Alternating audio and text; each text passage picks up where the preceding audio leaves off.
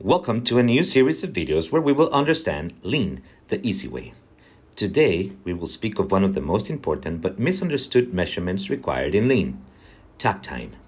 Please like and subscribe and don't miss this whole new series of videos. Let's get started.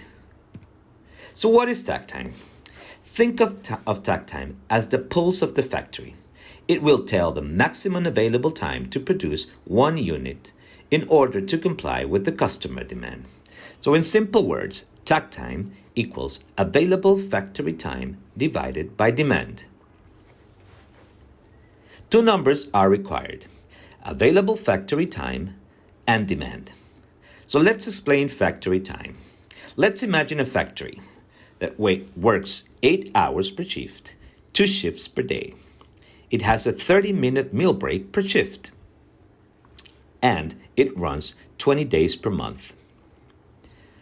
TAKT time is mostly measured in seconds per unit, so we will convert all time to seconds, multiplying by 3,600 in the end.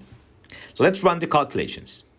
1 day equals 8 hours per shift times 2 shifts. That's 16 hours.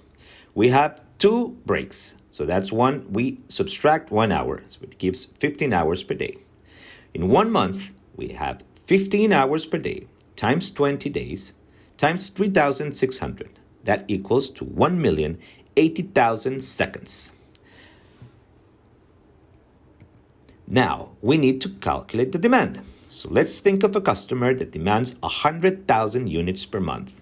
Please note that the factory time and the demand have to be both in the same time frame. In this case, month.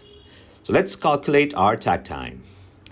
TAKT time equals available factory time, 1,080,000, divided by demand, 100,000.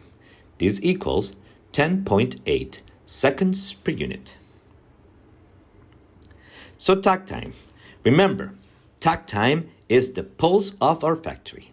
The basic understanding of Lean is if our factory is capable of delivering customer demand.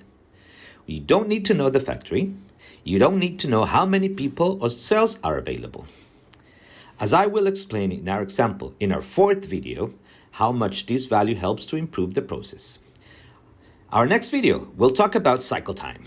Remember, like and subscribe to get notifications of every new video. Please also leave your comments. Thank you.